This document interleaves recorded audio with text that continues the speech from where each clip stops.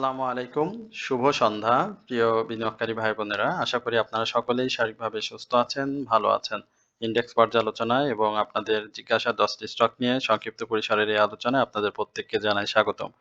সবার প্রতি বিনীত অনুরোধ থাকবে যারা আমাদেরকে প্রতিনিয়ত শুনে থাকেন, অবশ্যই আমাদের চ্যানেলটি সাবস্ক্রাইব করবেন এবং আপনাদের যদি কোনো স্টক সম্পর্কে জিজ্ঞাসা থাকে অবশ্যই সেটি আমাদের কমেন্ট সেকশনে লিখে জানাবেন।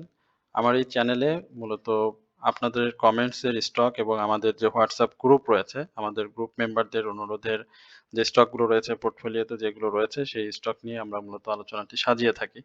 সুতরাং অবশ্যই আপনারা কমেন্টস করবেন এবং আমাদের চ্যানেলটি সাবস্ক্রাইব করবেন।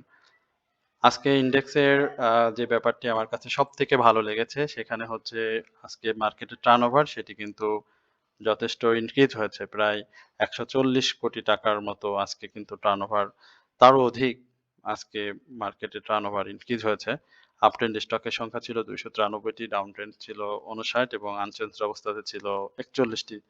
মার্কেটের আ প্রায় ১ সপ্তাহ ধরেই মার্কেটের ভিতরে আমরা সবুজ মার্কেটেও স্টকের কারেকশন দেখেছি এবং গত ২-৩ দিন ধরে মার্কেটের আ মার্জিন ঋণ সম্পর্কিত যে খসড়াটি ছিল সেই খসড়ার কারণে বেশ বড় একটি কারেকশন হয়েছে। বিশেষ করে ইন্স্যুরেন্স সেক্টরে, লাইফ সেক্টরে ঢালাওভাবে প্রাইস ফল করেছিল।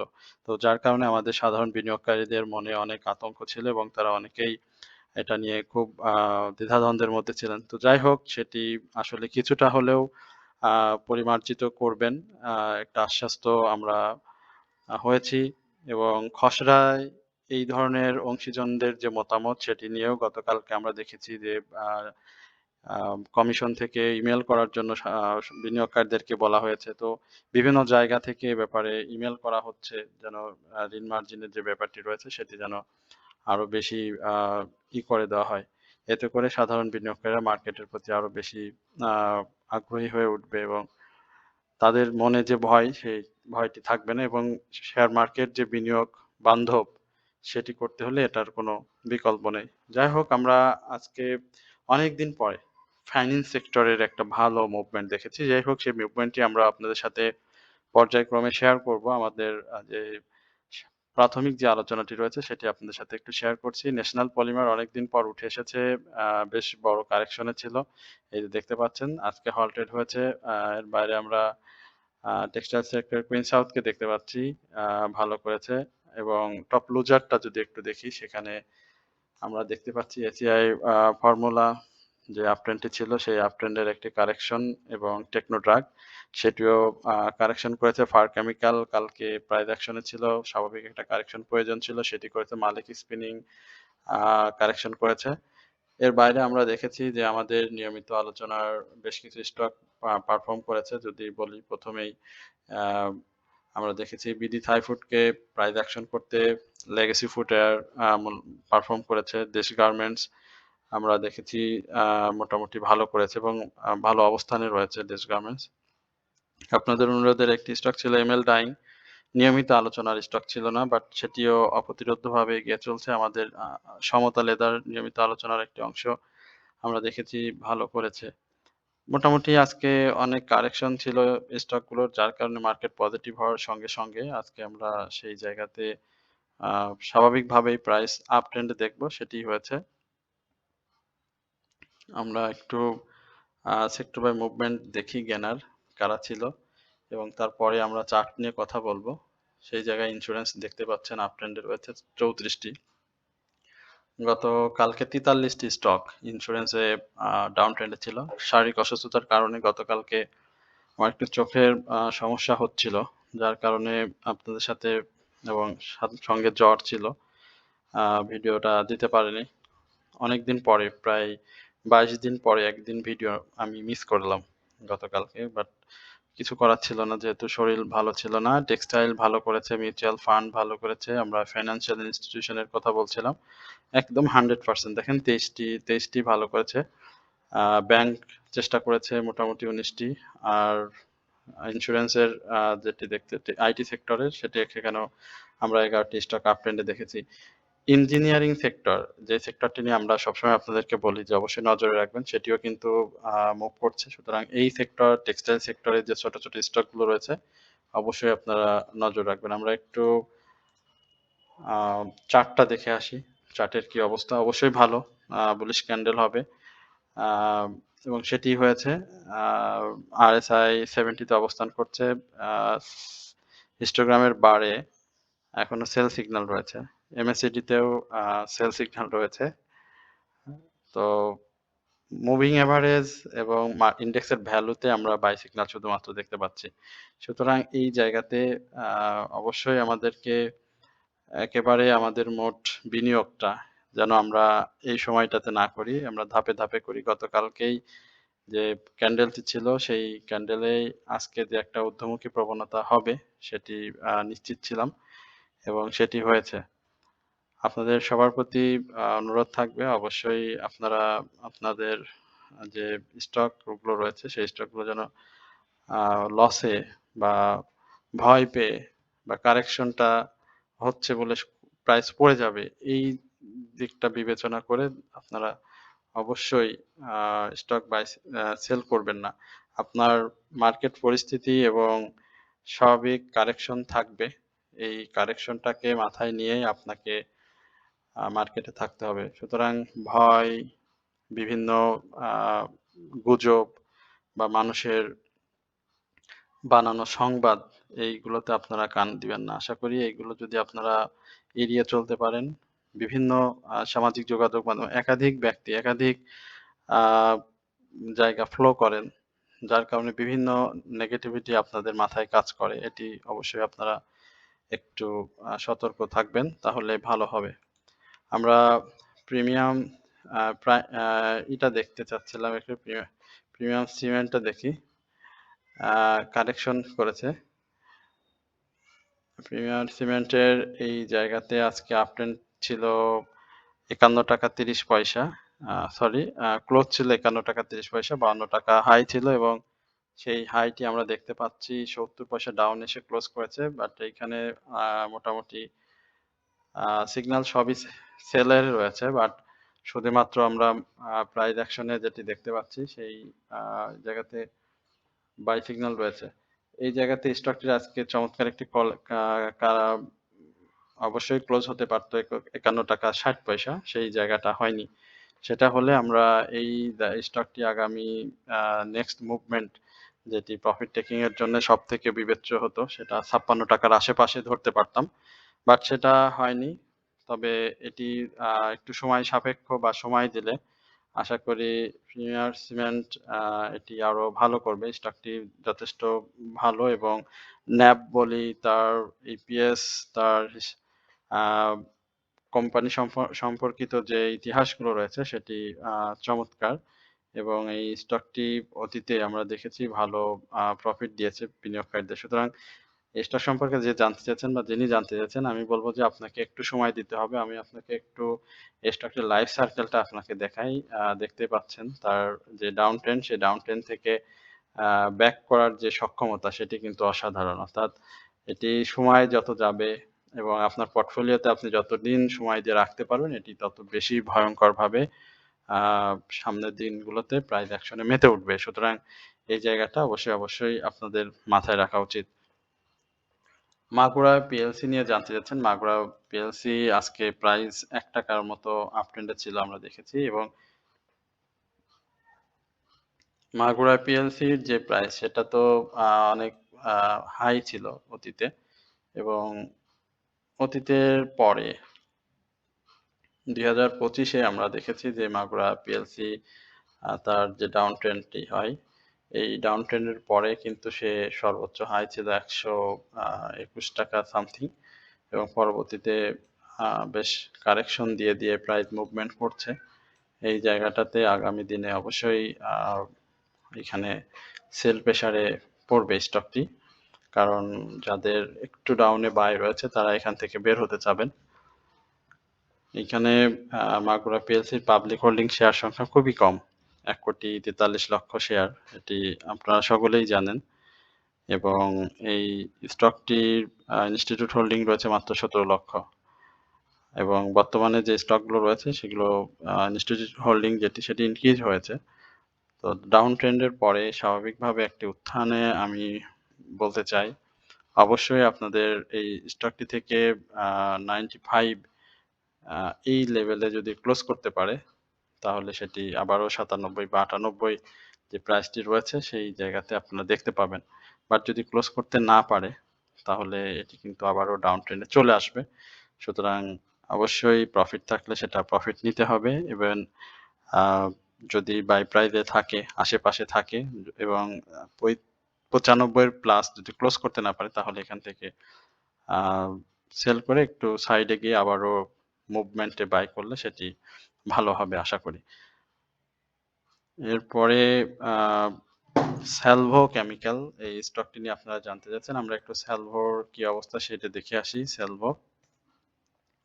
সালভোর আ পজিশন ভালো। সত্যি বলতে সালভোর পজিশন ভালো এবং আজকে ভলিউম করেছে সম্ভবত সালভো ভালো এবং একটা ব্রেকআউট এর আ চেষ্টা আছে সালভোর মধ্যে। বাই সিগন্যাল চলে এসেছে। সালভো রিসেন্ট টাইমে 40 প্লাস তো অবশ্যই প্রত্যাশা করছি এবং তার রিসেন্ট যে হাইটি রয়েছে আপনারা জানেন সালভো কেমিক্যালের ৳৩৯.৯০ এবং এই ৳৩৯.৯০ আমরা দেখেছি গত ইসে সে হাই করেছিল। তো সেই জায়গাতে এই যে ৩৯ জুনে ৭ জুন সে হাইটা করে তারপরে কিন্তু একটা সাইডওয়ে মুভমেন্ট এর মতো করে সে লাইফ সার্কেলটা নিয়ে আসে এবং পুরো সার্কেলটাতে দেখেন আ আ ৳৩৯.৯০ আমরা পুরো সার্কেলে তার ডাউন দেখেছি ৳৩৬.৯০ ৳৩৭ অর্থাৎ ৳২.৯০ মতো প্রাইস কিন্তু সে ডিক্লাইন করেছে। অর্থাৎ স্বাভাবিকভাবেই সে আ প্রাইস অ্যাকশন এর জন্য কিন্তু এখন প্রস্তুত। এবং একটু লাইফের এই জায়গাগুলোতে একটু দেখি। আমি মনে করি যে এইখান থেকে তার যে মুভমেন্টটি হবে সেখানে 40 র উপরে একটা ক্লোজ অর্থাৎ ৳৩৯.৯০ মিন ৳40 এই জায়গাটা যদি একটা ক্লোজ করতে পারে তাহলে ৪৪ থেকে ৫২ এই জায়গাটাতে সে প্রাইস অ্যাকশন প্লে করবে।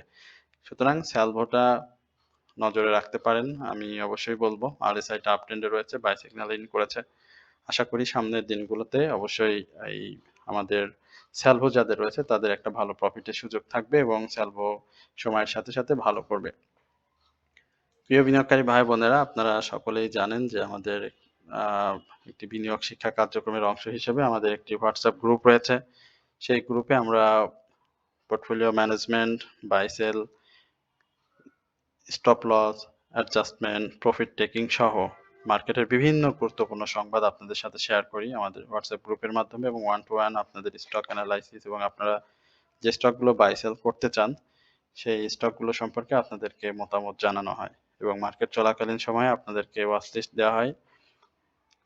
যার ফলে আপনারা মার্কেটে খুব দ্রুত সময়ের মধ্যে মার্কেট পরিস্থিতি বিবেচনায় প্রফিট টেক করতে পারেন এবং এখানে মাসব্যাপী, বছরব্যাপী ২ ধরনের সেবা প্রদান করা হয়। তো যারা বিনিয়োগ শিক্ষা কার্যক্রমে অংশগ্রহণ করতে ইচ্ছুক বা আমাদের WhatsApp গ্রুপে জয়েন করতে ইচ্ছুক, তারা অবশ্যই আমাদের আ WhatsApp নাম্বার রয়েছে কমেন্ট সেকশনে পিন করে দেওয়া রয়েছে। সেখান থেকে নাম্বার নিয়ে অবশ্যই আপনারা আমাদের সাথে যোগাযোগ করবেন। আশা করি আপনাদের আ বাংলাদেশ স্টক মার্কেটে একটি ভালো সময় আমাদের সাথে কাটবে। আশা করি আপনারা পোর্টফোলিওর যেটি অবস্থা রয়েছে সেটি যদি দীর্ঘ সময় ধরে আমাদের সঙ্গে থাকেন বা কাজ করেন সেটি অবশ্যই সময়ের সাথে, সাথে ভালো একটি অবস্থানে চলে যাবে। এরপরে আমরা এমারাল্ড ওয়েল নিয়ে একটু কথা বলতে চাই। এমারাল্ড ওয়েল আ কারেকশন ছিল, সেই কারেকশন শেষ করেছে। হিস্টোগ্রামের বারগুলো ধূসর হয়ে এসেছে এবং ক্লোজের সাথে, সাথে তার আ প্রাইসটা অবশ্যই ৳২৮.৯০ র উপরে একটা ক্লোজ প্রয়োজন। ৳২৮.৯০ ৳২৯ হলে খুব ভালো হয় এবং সেটা যদি করতে পারে তাহলে ৳৩১ র এই ব্যারিয়ারটা সে ভেঙে ফেলবে। ৳৩১.৭০ যে ব্যারিয়ারটি রয়েছে সে সাকসেসফুলি ব্রেক করতে পারবে এবং এখান থেকে সে সামনে আরো ভালো প্রাইস অ্যাকশন তৈরি করবে। সুতরাং যাদের রয়েছে তারা অবশ্যই এমারাল্ড ওয়েল যদিও জেট কোম্পানি বাট মুভমেন্ট যেহেতু থাকবে এবং প্রাইস অ্যাকশন সহ যে স্টকগুলোতে প্রফিট নেওয়ার সুযোগ থাকবে, আমি সেই স্টকগুলো জেড, এ, বি সেটাকে আমি কম্পারিজন করি না। আমি বলব যে সেই স্টকগুলোর প্রতি আপনারা অবশ্যই নজর রাখতে পারেন যেটা আপনার পরবর্তী সময়ে আ প্রফিটের সুযোগ করে দিবে। সুতরাং এটি অবশ্যই আপনারা দেখতে পারেন। আইএসএন নিয়ে আ জানতে চেয়েছেন। আইএসএন টা একাধিকবার আলোচনা করেছিলাম। বাট আবারও যেহেতু জানতে চাচ্ছেন আমরা একটু চেষ্টা করি আইএসএনটা। আইএসএন আমরা দেখেছিলাম আজকে একটা আপট্রেন্ড মুভমেন্টে যাওয়ার চেষ্টা এবং সেখানে ৬০ পয়সা সে পজিটিভ করেছে। বাট তার হাই গতকালকে ছিল ৳৬২। ইভেন পরপর ৩ দিন সে তার হাইয়ের উপরে ক্রস করতে পারেনি। স্বাভাবিকভাবেই এই জায়গাটা যদি আ সেক্টর কারেকশন এ যায় অবশ্যই আইএসএন তার কারেকশন এ চলে যেতে বাধ্য। সুতরাং ৳৬৩ র আশেপাশে আমরা হয়তো দেখব। ইভেন ৳৬৩ র উপরে আমি বলব যে ৳৬৩.৫০ র উপরে যদি ক্লোজ করতে পারে তাহলে ঠিক আছে। আর যদি না করতে পারে তাহলে আপনাকে অবশ্যই আইএসএন এর কারেকশন এর জন্য প্রস্তুত থাকতে হবে এবং সেই কারেকশন শেষ করে অবশ্যই প্রাইস অ্যাকশন করবে। এবং আইএসএন এর তার যে পরিস্থিতি সেই জায়গাটাতে আমরা দেখেছি আইএসএন ভালো একটি অবস্থানে যাওয়ার জন্য প্রচেষ্টা চালাচ্ছে। বাট আ ভলিউম এবং তার গেম পলিসি যেটি বলি না কেন সেই জায়গাতে সুবিধা করতে না পারায় এখন পর্যন্ত আমরা সেই মুভমেন্টটা আইএসএন এর কাছ থেকে পাচ্ছি না। বাট আইএসএন যেকোনো সময়ে এখান থেকে হয়তো তার প্রাইসটাকে আপ ট্রেন্ডে নেওয়ার চেষ্টা করবে ছোটখাটো কারেকশনের মধ্য দিয়ে। সুতরাং আইএসএনটাকে আপনারা নজরে রাখেন। যদি সময় থাকে তাহলে এটি আস্তে, আস্তে কালেকশন করতে পারেন। এখান থেকে তার নেক্সট গন্তব্য যখন শুরু হবে যাতে সেখানে আপনার পার্টিসিপেশন থাকে। আরডি ফুড বড় কারেকশন হয়েছে। নিঃসন্দেহে বড় কারেকশন হয়েছে। সেক্টরের কারেকশনের সাথে ইন্ডেক্সের কারেকশন এবং আ তার প্রাইস ভ্যালু যেটি ডিক্লাইন হয়েছে সেটি কভার করার চেষ্টা করছে। এই জায়গাতে আজকের আমি চেয়েছিলাম যে ২৮.৯০ এর উপরে যেন সে কারেকশনটা করতে পারে। কারণ আজকে হাই হয়েছিল ২৮.৭০ যার কারণে সুযোগ ছিল না। তো এই জায়গাতে কারেকশন করতে পারলে আমরা এটি ৩০ এর আশেপাশে দেখতে পেতাম খুব দ্রুত। আম ভলিউমটা কমে গিয়েছে। এখন প্রাইস আপট্রেন্ড এ যাওয়ার চেষ্টা করবে। কারণ পূর্বে সে যে মুভমেন্টে ছিল সেখানে ড্রাই ভলিউম থেকে শুরু করেছে আপনারা দেখেছেন। তো এখানে ভলিউমটা আ কমে গিয়েছে। আর ডিফুডের একটু সময় দিতে হবে। এই জায়গাতে অবশ্যই সময় দিতে হবে। বেসিক্যালি ৳৩০ র উপরে পর্যন্ত আপনাকে সময় দিতে হবে এবং সেই জায়গাটা দিতে পারলে আমরা ৳৩ র একটা গ্যাপ পাবো। মানে ৩৩, ৩২.৭০ থেকে ৩৩ এই জায়গাটাতে আরডি ফুডকে দেখতে পাবো। এখানে সেল সিগন্যাল রয়েছে। ভলিউমটা আরো ইনক্রিজ করতে হবে যেহেতু পাবলিকের কাছে মোটামুটি অনেক ভালো শেয়ারই রয়েছে এই আরডি ফুডের। সুতরাং এইখানে অবশ্যই ভালো ক্লোজ প্রয়োজন। এরপরে আপনাদের আরো ২-৪ টি স্টক নিয়ে আমরা সংক্ষিপ্ত পরিসরে কথা বলব। বিশেষ করে সিমটেক্স নিয়ে আপনারা জানতে চেয়েছেন। সিমটেক্স এর ব্যাপারটি আমরা দেখতে পাচ্ছি আ উপরে শ্যাডো রয়েছে এবং সিমটেক্স এর কারেকশন আম শেষে মুভমেন্টের যে জায়গাটা সেটি আশা করছি যে ৳৩০ র উপরে একটা ক্লোজ দিবে এবং সেই ক্লোজে আপনারা অবশ্যই চেষ্টা করবেন সিমটেক্সটাকে আ ধরার। এখানে আরএসআই যে জায়গাটিতে রয়েছে সেই জায়গাটা সন্তোষজনক এবং এখান থেকে ভলিউম ইনক্রিজ করবে।